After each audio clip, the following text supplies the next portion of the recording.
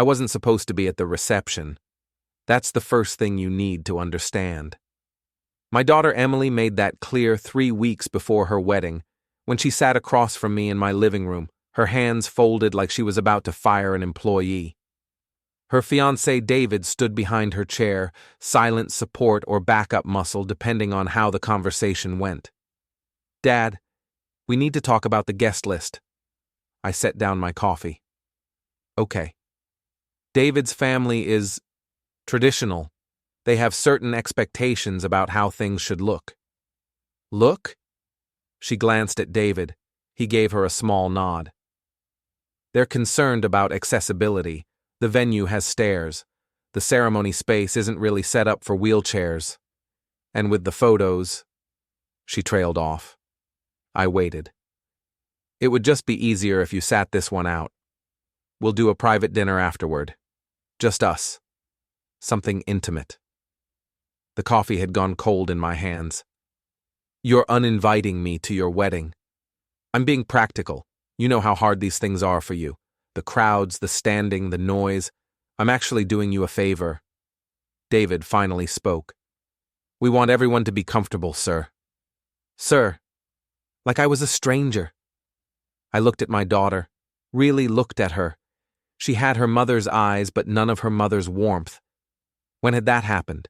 When had the girl who used to fall asleep on my shoulder turned into this? "Your mother would have hated this," I said quietly. Emily's jaw tightened. "Mom's not here. And honestly, Dad, maybe that's better. She wouldn't have to see you milk this disability thing for sympathy anymore." The room went silent. "Excuse me?" She stood up. "You heard me? The chair, the limp, the whole helpless act. It's been 3 years since the accident. Other people recover. Other people try. You just sit there and make everyone feel guilty. I have nerve damage. The doctors said it might be permanent. Might. But you've decided it is, haven't you? Because it's easier. Because people feel sorry for you. Because you get to be the victim." I should have argued. Should have defended myself. But something in her voice told me she'd been rehearsing this. That she'd wanted to say it for a long time. "We'll send you photos," David added, like that made it better. They left. I sat in that cold living room for 2 hours before I could move. But here's the thing about having a sister like mine. Leslie doesn't do subtle. When she heard Emily was getting married, she called me directly. "You're coming," she said. No greeting, no preamble. "Emily doesn't want me there." "I don't care what Emily wants. You're my brother. I'm paying for half this circus. You're coming." "Leslie." "I've already told her. Either you're there or I pull my contribution. All $40,000 of it. Let's see how traditional David's family feels about a backyard barbecue." So I came. The Ashford estate was everything Emily had wanted. Sprawling gardens, a Victorian mansion with actual turrets, a ballroom with crystal chandeliers that probably cost more than my house. The kind of place that showed up in magazines with captions like, "Where dreams come true." I'd worn my best suit, navy blue, fitted before the accident, now loose in places it shouldn't be. My chair was the expensive one, the kind that didn't scream medical equipment. I'd even gotten a haircut. None of it mattered. Emily's face when I rolled through the door was pure horror. Not surprise. Horror, like I'd brought a corpse to her reception. She recovered quickly, smiled, hugged me stiffly. "Dad, you made it." Leslie was persuasive. Her smile cracked at the edges. Of course she was. The ceremony had been outdoors. I'd stayed in the back, out of the photos, out of the way. Watched my daughter marry a man who called me "sir" and looked at my chair the way you'd look at a stain on expensive carpet. The reception was worse. People kept approaching me, not to congratulate me or ask how I was doing, to tell me how brave I was, how inspiring, how they couldn't imagine. Their voices had that particular pitch that made it clear they were glad they didn't have to imagine. That they were grateful this was my problem, not theirs. I smiled, nodded, said thank you. I was good at this part. Leslie found me during cocktail hour. She looked like she'd already had 3 glasses of champagne and was working on her 4th. "This is unbearable," she announced, dropping into the chair beside me. "Have you tried the shrimp? They're obscene, obscenely expensive, and obscenely tiny. I ate 12 of them, and I'm still hungry. You're drunk. I'm efficiently buzzed. There's a difference." She gestured vaguely at the crowd. "Look at them. Pretending they're not staring. Pretending they don't think you're pathetic." Leslie. "What? It's true. Half these people don't even know you. They're David's family, David's friends, people Emily wants to impress. And you're the embarrassing dad in the chair who reminds everyone that bad things happen." She wasn't wrong. I'd felt it all evening. The sideways glances, the whispered conversations that stopped when I got too close, the careful distance people maintained, like disability might be contagious. "Why did you force me to come?" I asked. Leslie looked at me. Really looked. The way she used to when we were kids, and she was deciding whether to tell me the truth or the version that would hurt less. "Because you're my brother," she said simply. "And because Emily needs to remember that actions have consequences." I didn't know what she meant then. I should have. The ballroom was set up like something from a fairy tale. Round tables with white linens, centerpieces made of roses and baby's breath, string lights wrapped around every column. The head table sat on a raised platform, Emily and David in the center like royalty surveying their kingdom.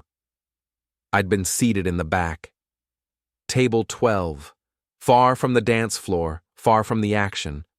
My table mates were distant cousins I'd met twice, and David's great aunt who spent the entire salad course explaining her hip replacement in graphic detail. Leslie was at table 3, close enough to the head table to matter, far enough to drink in peace. The speeches started after dinner. David's father went first, talked about legacy, about family, about the importance of choosing the right partner. He never once looked at me, I noticed. Emily's maid of honor went next, told stories about college, about adventures, about Emily's strength and independence. She made it sound like Emily had raised herself, like she'd done everything alone. Maybe she had. Then Leslie stood up. Nobody had called on her. This wasn't on the program. But Leslie had a microphone in her hand and that smile on her face, the one that meant someone was about to have a very bad day. "I wasn't planning to make a speech," she began, her voice carrying across the silent ballroom. "But sitting here, watching all of you celebrate, I realized something needed to be said." Emily's face went pale.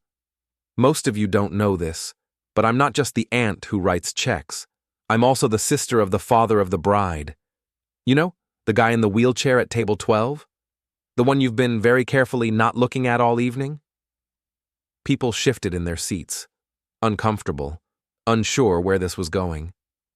"His name is Tom Brennan, and he's the best man I know. When our parents died, he's the one who raised me. When I got sick in college, he's the one who paid my hospital bills. When I lost my job, he's the one who let me sleep on his couch for 8 months and never once made me feel like a burden." Leslie's voice was steady now, clear, cutting through the awkward silence like a knife. "Tom had an accident 3 years ago. A drunk driver ran a red light. Tom's car was totaled. His spine was damaged. He spent 6 months in physical therapy learning to walk again. And he did walk again. Not perfectly, not easily, but he walked. I wanted to stop her, wanted to tell her this wasn't necessary, but I couldn't move, couldn't speak. Last year, the nerve damage got worse. The doctors said it was progressive, that eventually the wheelchair wouldn't be optional. So Tom made a choice. He decided to use it now, while he could still transfer himself, while he still had some independence. Because that's who he is. He plans ahead. He adapts. She turned to look at Emily. But apparently, planning ahead looks like giving up. Apparently, adaptation looks like weakness. Apparently, being disabled is something we should hide. Something embarrassing. Something that ruins photos. Emily stood up. Aunt Leslie, that's not. Sit down. 2 words. But the way Leslie said them made Emily sit. I paid $40,000 for this wedding. I did that because I love my niece. Because I wanted her to have a perfect day. But you know what? She doesn't deserve it. Because a perfect day doesn't involve erasing your father. A perfect day doesn't involve being ashamed of the man who changed your diapers and paid for your college and showed up to every dance recital even when he was working double shifts.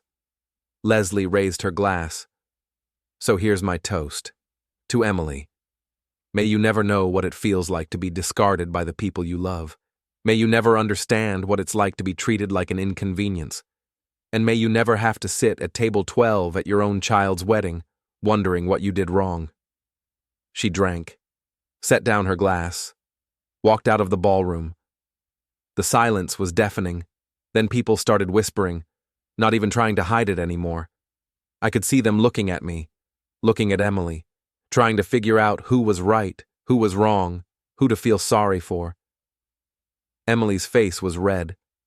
David was leaning close, whispering something in her ear. She shook her head, stood up, grabbed the microphone. My aunt is drunk, she announced. Her voice shook. She's upset because we had a disagreement about the seating arrangements. None of what she said is true. My father and I have a perfectly fine relationship. He chose to sit in the back. He said he'd be more comfortable there. Eyes turned to me. I could have stayed quiet, could have let it go, could have been the bigger person. But something in me cracked. That's not true, I said. Not loud. But the room was so quiet that it didn't need to be loud. Emily froze. You uninvited me to your wedding, I continued. 3 weeks ago, you said the venue wasn't accessible, that your in-laws wouldn't be comfortable, that I would ruin the photos. Leslie threatened to pull her funding if I didn't come. That's the only reason I'm here. You could have heard a pin drop.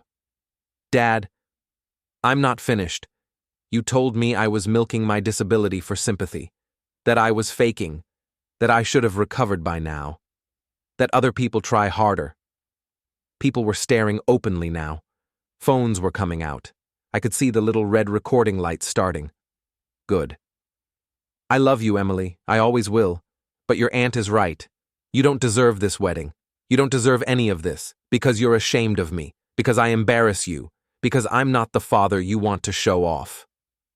I started to roll toward the exit. Emily moved fast, faster than I expected. She came down from the platform, her dress swishing, her face twisted with something between rage and humiliation. You're doing it right now, she shouted. You're making yourself the victim. You're ruining my wedding because you can't handle not being the center of attention for one day. She reached me, grabbed the handles of my wheelchair. You want everyone to feel sorry for you? Fine. Let's give them something to really feel sorry about. I didn't understand what she meant until she pulled. The chair tilted backward. I grabbed for the armrests, but the momentum was already wrong. My weight shifted. The world tilted. Behind me was the champagne tower. I'd noticed it earlier. 10 tiers of crystal glasses, each one filled with golden champagne. The centerpiece of the cocktail hour. $10,000 worth of imported French champagne and rented glassware. Emily must have forgotten it was there, or maybe she didn't care. I fell backward. The chair went with me. I hit the table at an angle, and then everything was crashing and shattering and cold wetness soaking through my suit. The noise was incredible. Glass breaking, people screaming, champagne flooding across the floor. I lay in the wreckage, covered in alcohol and crystal shards, my chair on its side next to me, and I didn't feel pain. I felt clarity. Emily stood over me, her hand still extended, her face frozen in an expression of absolute horror. "Oh my God," she whispered. "Oh my God, I didn't mean—" Behind her, I could see phones, dozens of them, all pointed at me, all recording. And further back, near table 3, I saw Leslie. She had her phone out too, but she wasn't recording me. She was recording Emily, and she was smiling. That's when I heard the sirens. Someone had called 911. Of course they had. A disabled man lying in broken glass, pulled from his wheelchair by his own daughter, at his daughter's wedding, in front of 200 witnesses. The paramedics arrived within minutes. They were professional, efficient. They checked me for injuries, helped me out of the wreckage, got me back into my chair. They asked if I wanted to press charges. I said no. Emily was crying. David was holding her. Guests were leaving, gathering their coats, whispering to each other. The wedding was over, not officially, but practically. Leslie appeared beside me as the paramedics were packing up. "Are you okay?" she asked. "I'm fine." "Good, because I got everything." She showed me her phone. The video was crystal clear. Emily's face, her words, her hands on my chair, the pull, the fall, the destruction. "This is going to be everywhere by morning," Leslie said quietly. "Every social media platform, every local news station. Emily Brennan, the bride who assaulted her disabled father at her own wedding." "Leslie, don't." She held up a hand. "She did this to herself. She's been doing it for 3 years. This is just the first time anyone else noticed." I looked at my daughter. She was surrounded by people trying to comfort her, but none of them were looking at her with sympathy. They were looking at her with judgment. I'd spent 3 years being judged, being pitied, being dismissed, one night. That's all it took for everyone to see Emily the way I'd been seen. The difference was, she deserved it. The paramedics offered to take me to the hospital. I declined. I was fine. Bruised, wet, covered in champagne. But fine. I went home. I took a shower, changed into clean clothes, sat in my living room with the lights off and my phone on, silent. By morning, I had 600 notifications. By noon, the video had 3 million views. By evening, Emily's name was trending. I didn't feel victorious. I didn't feel satisfied. I felt something else, something cold and clear and absolutely certain. I felt like a man who'd just been shown exactly who his daughter really was. And I felt like a man who'd just realized he didn't have to forgive her. While you're here, hit the hype button.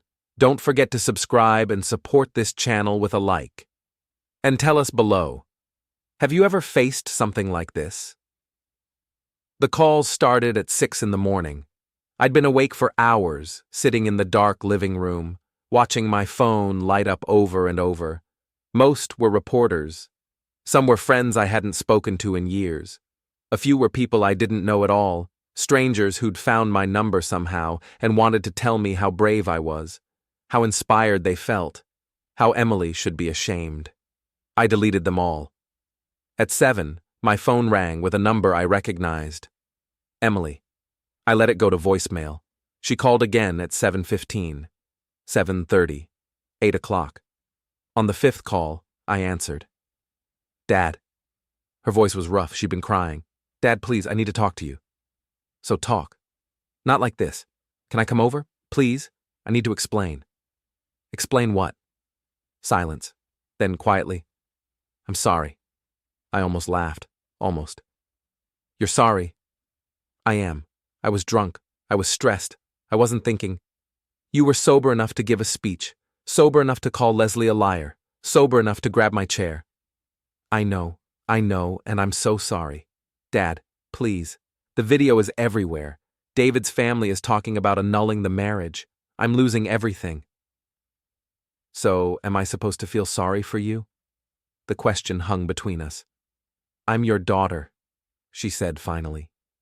"Doesn't that matter? You told me I was faking. You uninvited me to your wedding. You pulled me into a champagne tower in front of 200 people. So you tell me, Emily, does being your daughter mean you get to do whatever you want?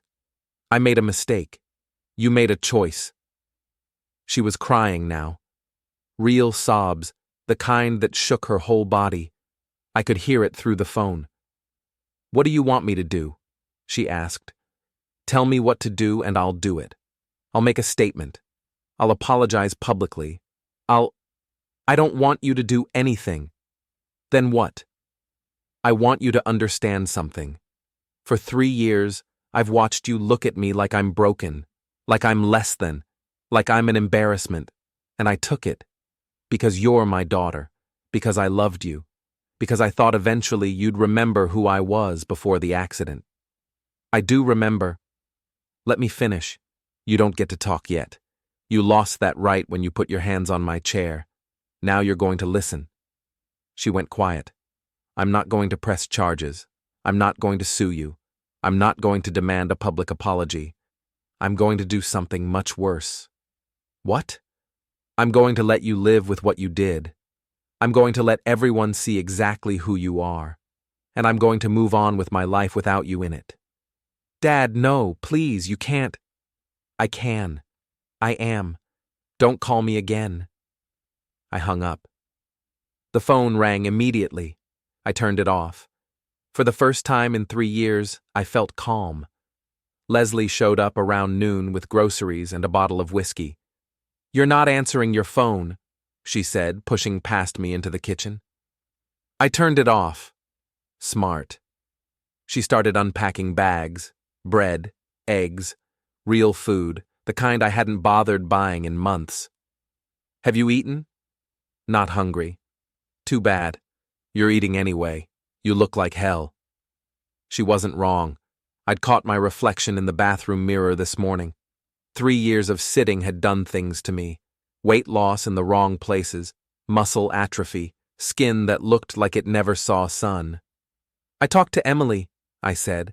Leslie paused, halfway through opening a can of soup. And? I told her not to call me again. Good. You don't think that's too harsh? She turned to look at me. Tom, she pushed you into $10,000 worth of champagne, on camera, at her wedding, in front of everyone she knows. Harsh would be pressing charges. You're being merciful. Doesn't feel like mercy. That's because you're a good person. Good people always feel guilty when they set boundaries. It's very annoying. She heated the soup, made me eat. Sat across from me at the kitchen table and waited until I'd finished before pulling out her phone. I want to show you something. I've seen the video. Not that, this. She opened her email, scrolled to a message sent this morning at 5 a.m.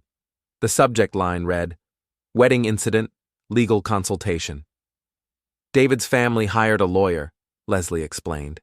They want to know if they can sue me for defamation, for what I said in my speech. Can they? No, because everything I said was true. But that's not the point. The point is they're circling the wagons. They're trying to make this about me instead of about Emily. They're trying to control the narrative. Let them. I'm not letting them do anything, but you need to understand what's happening here. Emily isn't just embarrassed. She's terrified. Her new husband's family is talking about annulment. Her friends are posting vague, supportive messages that are actually just them distancing themselves. Her reputation is destroyed, and she's going to do whatever it takes to fix it. Including what? Including blaming you. I stared at her. What? Leslie pulled up another screen, a social media post from an account I didn't recognize. But the profile picture was Emily, or rather, a photo of Emily from before the wedding, smiling, beautiful, happy. The post read, I want to address what happened at my wedding. First, I want to apologize to everyone who was there and witnessed what was clearly a very upsetting moment. What the videos don't show is the full context. My father and I have had a complicated relationship since his accident. He's struggled with depression and anger. He's pushed away everyone who's tried to help him. Last night, he showed up uninvited after explicitly being told the venue wasn't accessible. My aunt, who has been enabling his behavior, forced the issue by threatening to withdraw funding. During my speech, my father became agitated and confrontational. I tried to help him leave before he caused more of a scene. That's when the accident happened. I never intended for him to fall. I never intended to hurt him. I was trying to help. I'm devastated by how this looks. I'm devastated by what people are saying. But most of all, I'm devastated that my father's mental health has deteriorated to the point where he would allow this narrative to continue. I love my dad. I always will. And I hope he gets the help he needs. I read it 3 times. She's lying. Yes. She's making me sound crazy. Yes. People are going to believe her. Leslie nodded slowly. Some will.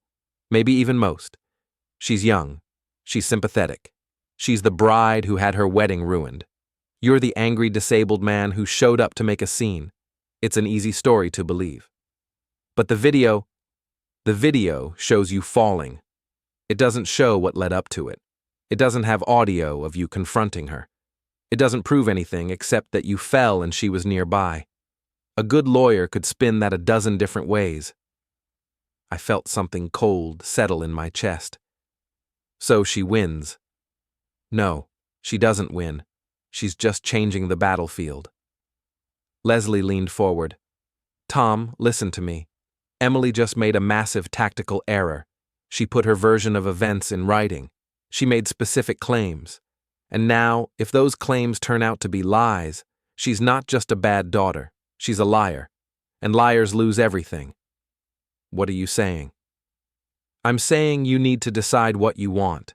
Do you want to walk away and let her spin whatever story makes her feel better? Or do you want to fight back? I told you, I'm done with her. Being done with her doesn't mean letting her destroy your reputation. Think about it. Right now, you're the victim. You have sympathy. You have support. If Emily's story takes hold, that changes. Suddenly, you're the unstable father, the liability, the problem. And where does that leave you?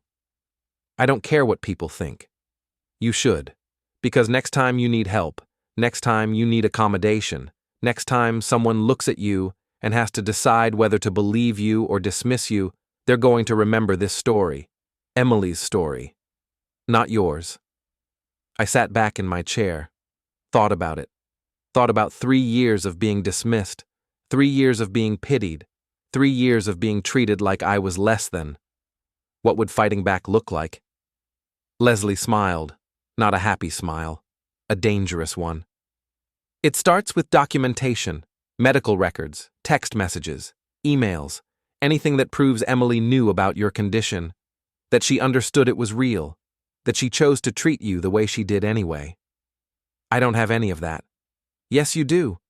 You're just not thinking like a lawyer yet. When did Emily uninvite you to the wedding? 3 weeks ago. Did she text you about it? No, she came to my house. But she confirmed details later, right? Time, date, location. She must have sent something. I thought about it, pulled out my phone, scrolled through messages. There. From Emily, 2 weeks before the wedding. Dad, just confirming you're not coming Saturday.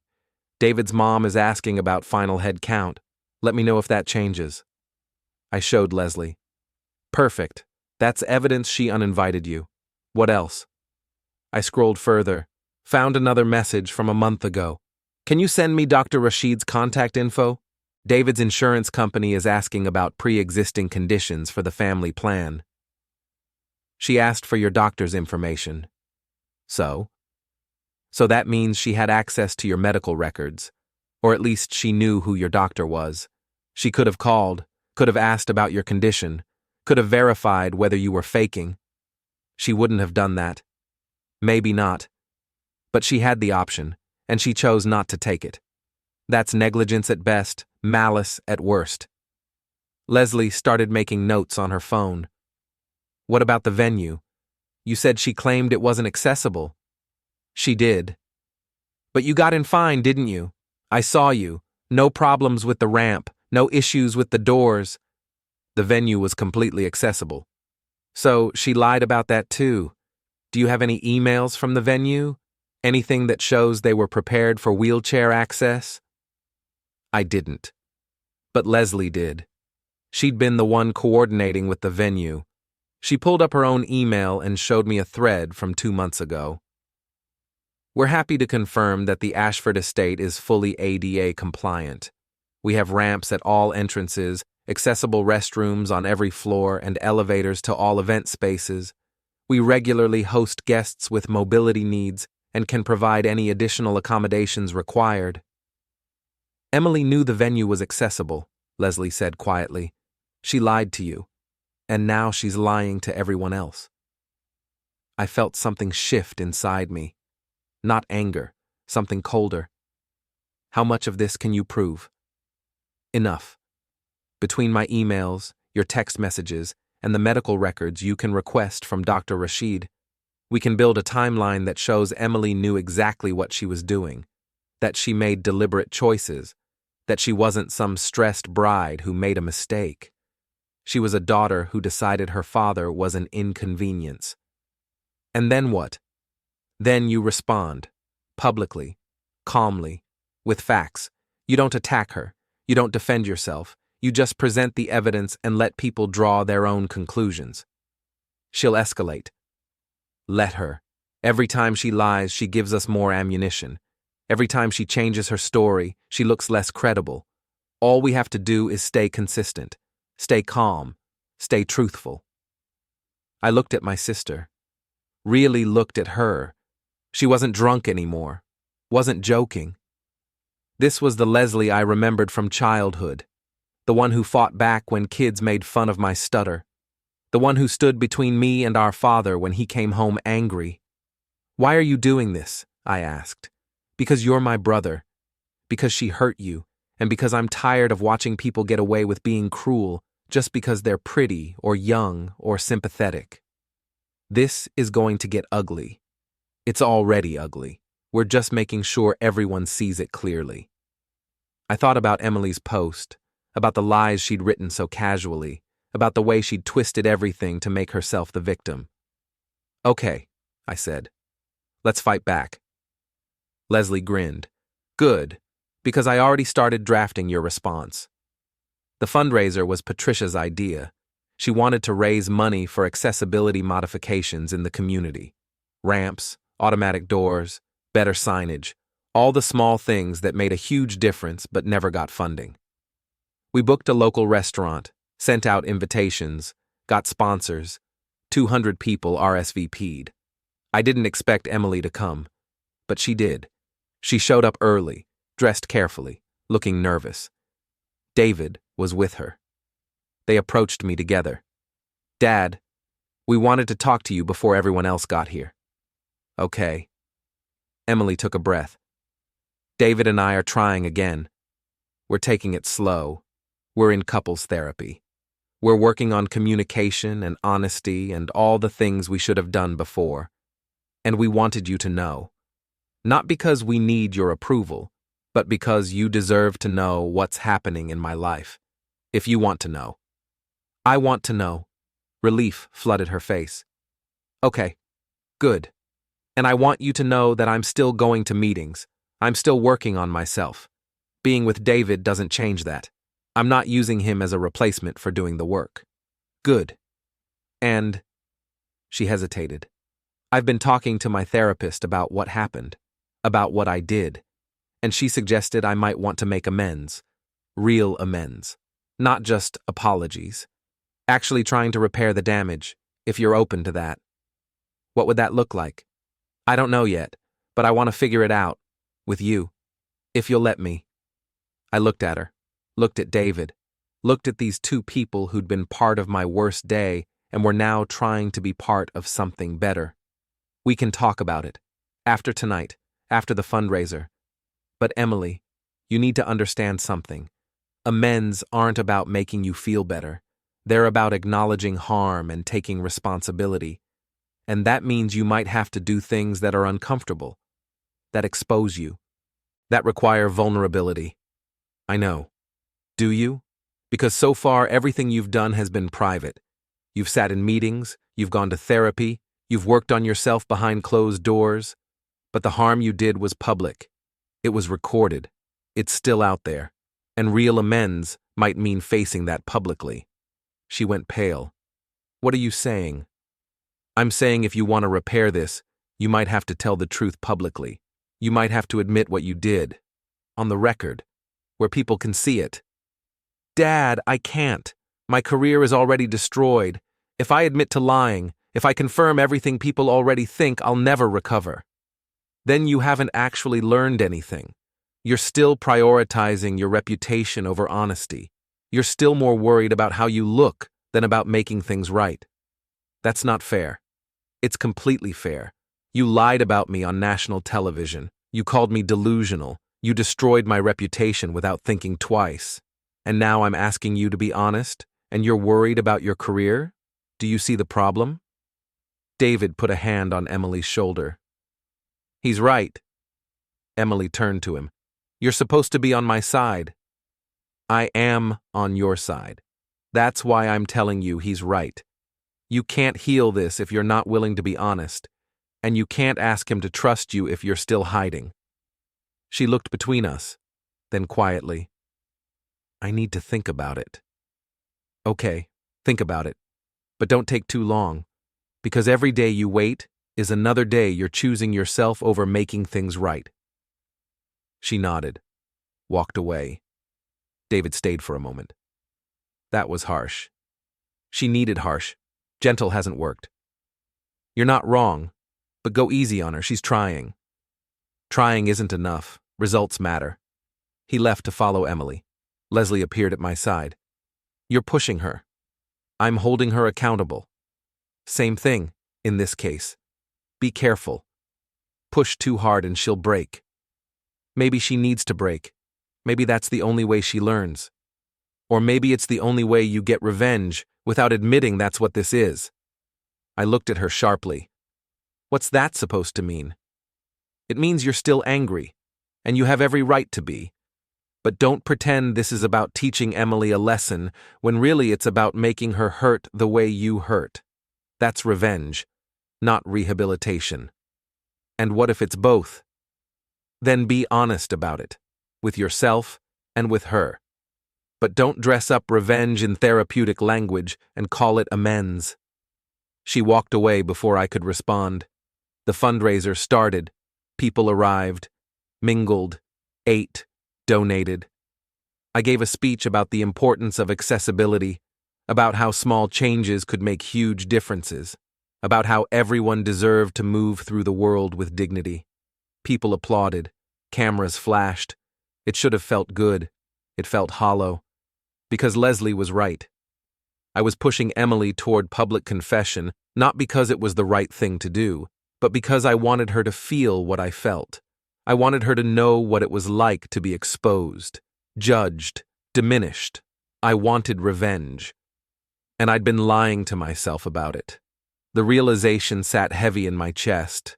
After the speeches, after the donations were counted, after most people had left, Emily found me again. I'll do it, she said. I'll make a public statement. I'll tell the truth. All of it. I'll admit what I did and take responsibility. Why? Because you're right. Because I can't fix this without being honest. Because I owe you that much. Or because you think if you do this, I'll forgive you. She flinched. Is that so wrong? Is it wrong to want my father back? No. But it's wrong to do the right thing for the wrong reasons. If you're only being honest because you want something from me, then it's still manipulation. Just a different kind. Then what do you want from me? Tell me what to do and I'll do it.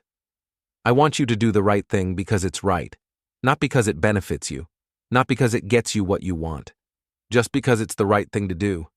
And if you can't do that, if you can't separate what's right from what serves you, then we don't have anything to build on. She was crying now, frustrated tears, angry tears. I don't know how to do that. I don't know how to be selfless when everything in me is screaming to protect myself. I don't know how to put you first when I'm barely surviving. Then you're not ready, and that's okay. But don't pretend you are. Don't make promises you can't keep just to make me happy. So what do? You keep working. You keep showing up. You keep trying to become someone who can do the right thing without needing a reward. And maybe eventually you get there. Or maybe you don't. But either way, it has to be real. She wiped her eyes, nodded. Okay, I'll keep trying. Good. She left. David followed. I sat alone in the emptying restaurant. Leslie came back. You told her the truth. Some of it. That's more than most people manage. I'm proud of you. Don't be. I'm still angry. I still want her to hurt. I'm just trying not to let that control everything. That's called growth, even if it feels like failure. Does it get easier? Eventually. But not yet.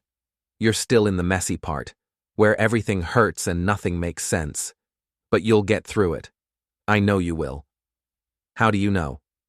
Because you're my brother, and you've never given up on anything, even when you should have. She was right about that. I'd never been good at quitting, even when quitting would have been easier, even when quitting would have hurt less. I went home that night exhausted, sat in my living room in the dark, thought about Emily, about David, about everything that had happened, about what I wanted, not what I should want, not what was right, just what I actually wanted. And the answer surprised me. I wanted Emily to be okay, not because she deserved it, not because she'd earned it, but because she was my daughter.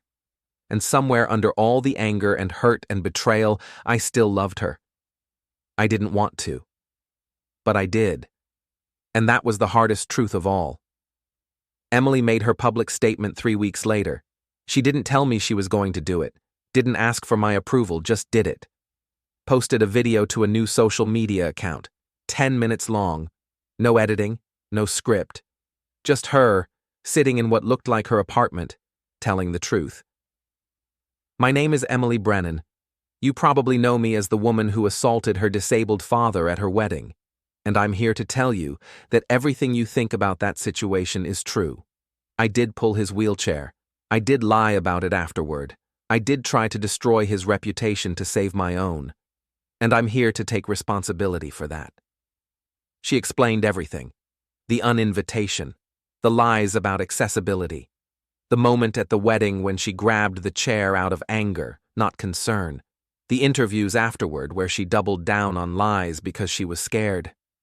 I want to be clear about something. My father did nothing wrong. He didn't fake his disability.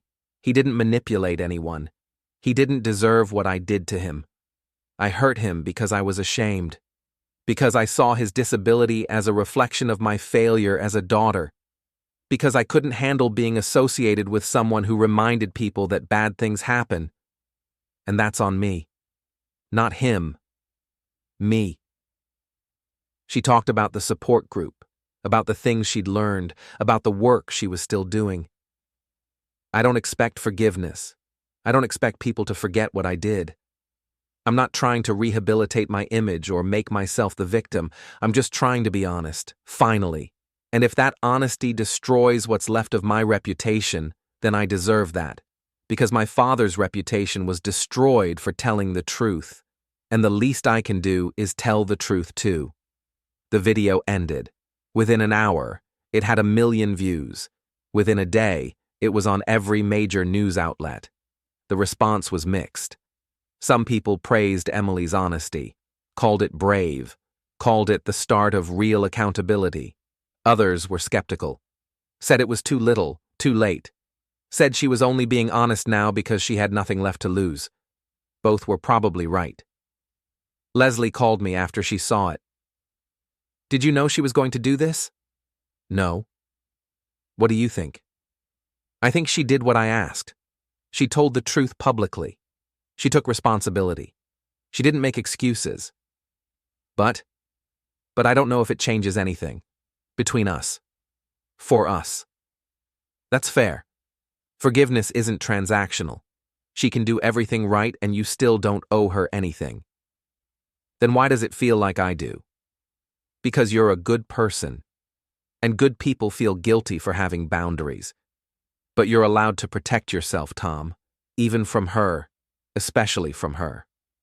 I knew she was right, but knowing didn't make it easier. Emily didn't contact me after the video. Didn't call, didn't text, didn't show up at meetings. She just disappeared again.